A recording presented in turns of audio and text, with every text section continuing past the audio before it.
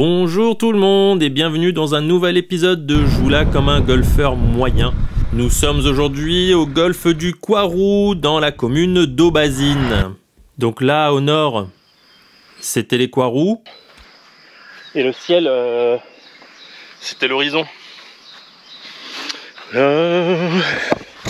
C'était les Coiroux. Pour se rendre au golfe, il ne faut pas passer par 4 chemins. Et quand on arrive de l'autoroute, il faut pas louper la sortie du sac, parce que celle d'après, c'est la sortie du chariot. Faire attention à ses doigts, parce qu'on peut se prendre une écharde. Je sais pas pourquoi ils ont des cornes, les moutons ici, mais les moutons sont chelous. Pour aller au golfe, on passe aussi à côté d'une rivière qui s'appelle la Vézière. Et du coup, dites-le moi dans les commentaires si quand vous jouez au golf, vous êtes plutôt casquette ou Vézière. Et un petit peu plus loin, on passe au-dessus de la Corrèze. Bon, ça y est, j'ai épuisé mon stock de blagues nulles. Maintenant, place au golf. On ouvre le premier trou avec un petit coup d'hybride. On essaie de se mettre au milieu, mais j'embarque à gauche. Et là, je me dépêche un peu fort de jouer avec mon fer 7 parce que je suis vraiment juste à côté du practice. Il y a même des balles de practice par terre. Puis on approche au 54. On est pas mal placé, mais... 3 putts avec un troisième où vraiment je le croyais dedans, mais non, là non, en fait non, il passe juste à côté. Trou numéro 2, 140 mètres, petite attaque de drapeau. Il y a un bunker juste à gauche et juste à droite du green, donc bien protégé. Ça demande une certaine habilité de réussir à toper la balle sur le départ, même quand on est sur un tee. C'est une habilité rare, pas mal. Bon, on enchaîne avec un petit coup de sandwich et puis 2 putts pour finir le trou. Celui-là, c'est pas si mal. « 422 mètres au trou numéro 3. On sort un peu le drive pour monter. Et là, on essaye de finir à l'hybride, mais j'embarque grave à gauche. D'ailleurs, ça se voit à ma position. Du coup, on drop un coup de sandwich gratté, un note. Enfin bref, on va écouter les oiseaux pour la fin de ce trou.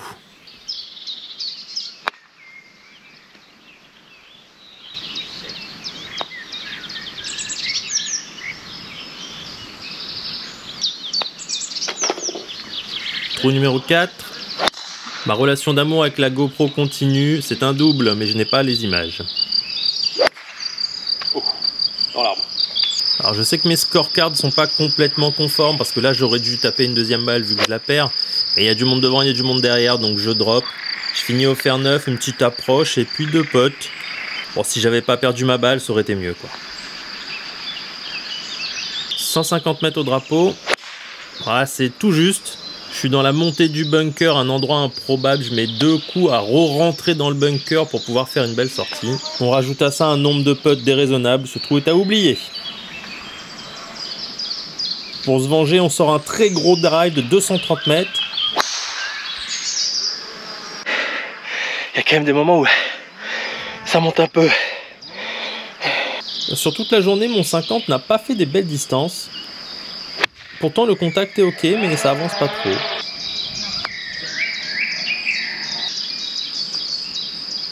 Allez, un dernier putt et c'est mon premier par. Trou numéro 8, ils sont gentils.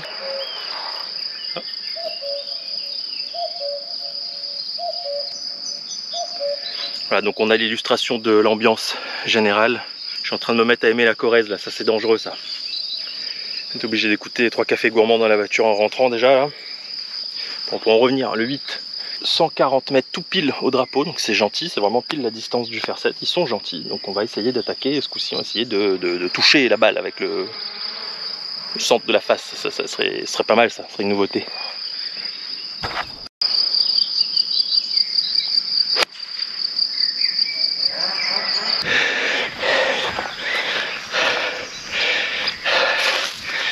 Oh, ça... Note pour plus tard, quand on sort d'un endroit un peu physique comme ça sur le parcours, prendre le temps de respirer avant de putter, sinon on putte n'importe comment. Et note plus générale, reprendre le cardio aussi. Je viens de me rendre compte que le capteur Arcos de mon driver a sauté. Faut que je vous fasse une vidéo là-dessus aussi. Pour finir cette allée, un très gros drive avec un point de chute en descente qui nous amène à 240 mètres. Un gros coup d'hybride pour continuer à y croire.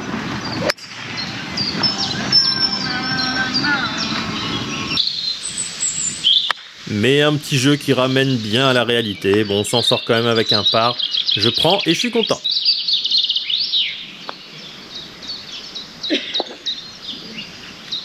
On lance le retour comme on a fini l'aller avec un beau drive. Je me sens super en confiance avec le driver en ce moment. Et tant mieux parce que derrière là, ce coup de 50, ouais, c'est bien nul. Un petit bump and run et 2 putts, on finit avec un bogey et franchement, c'est pas si mal vu là où je suis. Oh là là. Voilà. Trou numéro 11, 270 mètres. Je me dis que je couperais bien en deux le dogleg avec un petit fer, mais au final, bon, c'est pas allé assez loin. Ce coup de fer 8 par contre à l'aveugle est génial. On s'en suit 3 putts, bon voilà. Mais ce qui est intéressant, c'est que c'est au départ du prochain trou que ce parcours bascule d'un parcours super sympa à un parcours extraordinaire. Mais là, on ne le sait pas encore.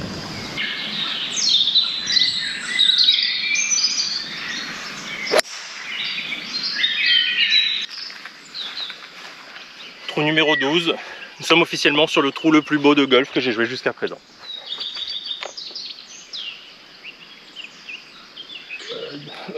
Je sais pas quoi dire, tellement c'est beau. C'est tellement beau que j'en top mon pitch, mais la balle arrive quand même milieu de green, 2 putts, deuxième part de la partie. Je commence à vraiment beaucoup aimer Quarou.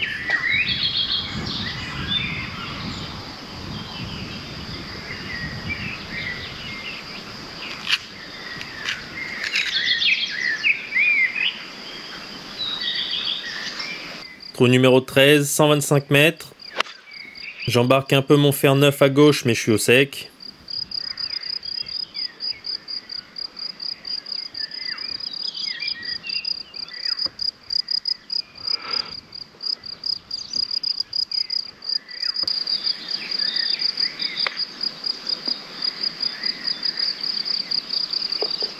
Et c'est un nouveau par avant d'arriver au trou 14 de 312 mètres.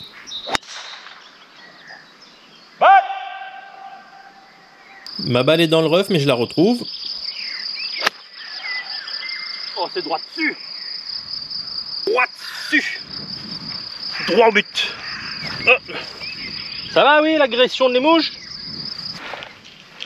Je reprends mon souffle et je peux pour le birdie.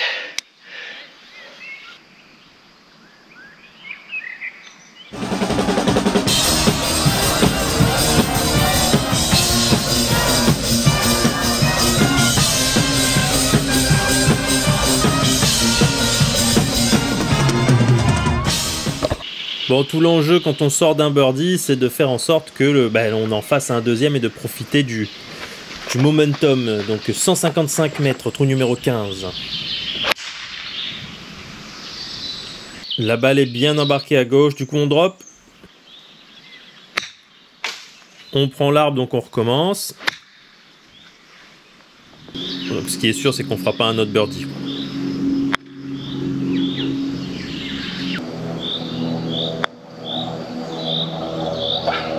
Allez, trou numéro 16. Je suis très en confiance avec ce club. Petit bisou pour le... Voilà, petit bisou sur le... La barque embarque un peu à gauche dans le bunker, mais ce coup-ci, quelle belle sortie. C'est une des premières que je réussis bien de la journée.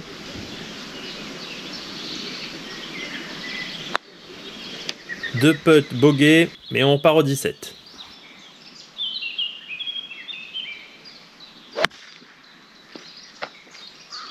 Quand on sent pas le club qu'on a choisi, on le repose et on en prend un autre. Bon, vu la taille du rough, c'était à peu près évident que de repartir à l'hybride était un mauvais choix, mais bon. Bon, le troisième hybride, ça y est, ce coup-ci ça avance. Un beau coup de fer 7 qui finit dans le bunker.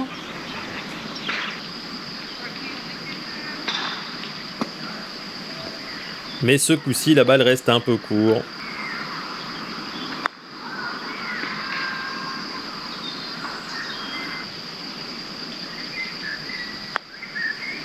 Oh là là.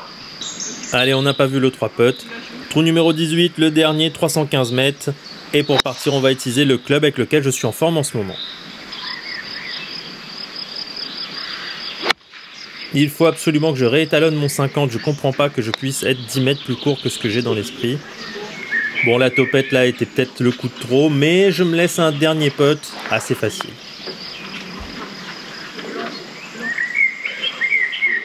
Bien, petite conclusion.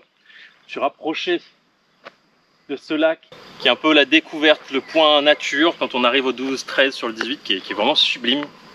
L'ambiance scénique, côté un peu magnifique, un peu calme, un peu doux, un peu bucolique de cet endroit. Donc pour revenir sur le golfe des Kourous, j'ai tellement voulu la faire, cette blague d'introduction avec la chanson de Pierre Bachelet, Coiron, Coirou, Kourou, que je m'en mélange les pinceaux, c'est bien Coirou.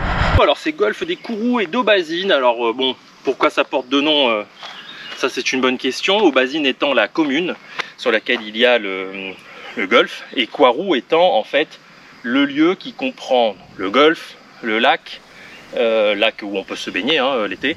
Il y a aussi de l'acrobranche, il y a du VTT, il y a un paquet de sentiers de rando. Enfin, il y a vraiment pas mal de petites choses dans le coin. Ça, je ne le savais pas. J'ai découvert en montant en voiture, où d'ailleurs la route est assez sympa aussi à faire, et où on longe le Coirou, donc voilà, qui est le nom du ruisseau.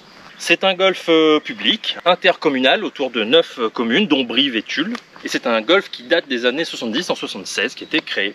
C'est un des parcours du coin les plus grands, c'est un 27 trous. Il y a un petit compact là, et puis il y a le 18. Il y a un autre golfe un peu plus, un tout petit peu plus au sud-ouest, mais les avis Google étaient un tout petit peu moins bien, donc c'est pour ça que je suis venu ici. Et c'était une des meilleures idées de 2024, parce que honnêtement, on n'est pas loin de mon top, on est dans le top 2, top 3 là. On est là à chaud, j'ai envie de vous dire top 1, mais bon, il faut aussi que je redescende un peu parce que voilà, le côté scénique, le côté magnifique, le calme absolu qu'il y a entre les trous. Pourtant, il y a du monde aujourd'hui. Il y avait du monde derrière, il y avait du monde devant, mais là, si j'arrête de parler par exemple, il n'y a pas de voiture qui passe, il n'y a pas de 4 voies. Il n'y a pas de ligne électrique, il n'y a pas de truc. Enfin, c'est vraiment le terme écrin de verdure prend tout son sens ici. Pour parler du parcours en lui-même, des jaunes 5,1 km, donc on n'est pas, c'est pas si long que ça. Donc c'est pour ça, c'est assez accessible. Par contre, le petit chariot électrique, je vous avoue qu'il m'a fait plaisir. Il faut d'ailleurs que je vous en parle de ce chariot électrique, mais là, ici, c'est bien. D'ailleurs, il me semble qu'ils en louent au clubhouse. J'en ai vu un qui semblait être à la location. Ouais, ça, là, ici, ça vaut le coup. Au niveau du slope, on est à 126, donc on est censé être plus facile que le Pic Saint-Loup. Je ne trouve pas. Voilà, je trouve que c'est quand même un petit peu plus technique. Les par 3 sont super bien protégés, il y a des bunkers de partout. On a quelques trous à l'aveugle. Ça, moi, je sais pas jouer à l'aveugle parce que quand on connaît pas le parcours, on ne sait pas ce qu'il y a derrière. Donc du coup, c'est à l'aveugle, c'est son nom. Donc un peu compliqué. J'ai fait quelques erreurs techniques aussi où je joue un club, je suis pas sûr et je le joue quand même. Il faut vraiment que j'arrête de faire ça. Il faut que quand j'ai choisi mon club, j'y crois. Si j'y crois pas, je change parce que ça m'a valu au moins 2 coups sur ce parcours.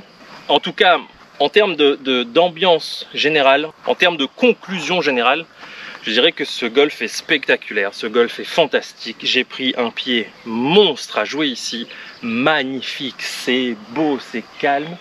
Aujourd'hui, on a le soleil qui est venu et ça y est, ce coup-ci, j'ai pas mis mes grosses chaussettes noires qui remontent. Ça y est, j'ai appris. Bon, le soleil est là, ça fait bien plaisir. J'ai discuté un petit peu avec la personne à l'accueil qui me dit que eux aussi se sont pris de la pluie non-stop tout l'hiver et que on a tous un très gros déficit de vitamine D là. Non mais regardez-moi ça, je sais, j'ai même pas besoin de mots pour vous dire que ici c'est spectaculaire. Le golf, 100% de ce que j'aime dans l'ADN du golf est présent ici.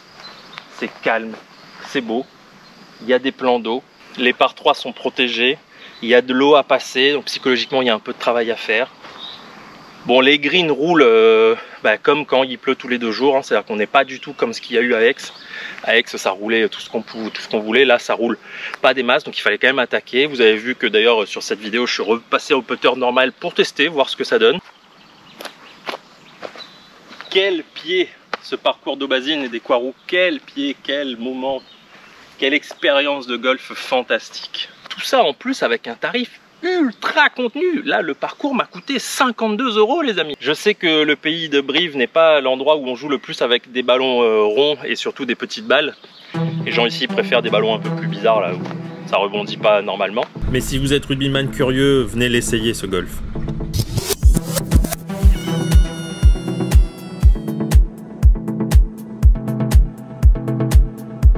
Alors là, à Coiroux, il y a aussi un hôtel. C'est très mignon, c'est propre, c'est récent. Bon à savoir, il y a aussi une borne de recharge pour voiture électrique. GoPro stop enregistrement. GoPro arrêt enregistrement. Ouais, GoPro c'est bien, c'est super.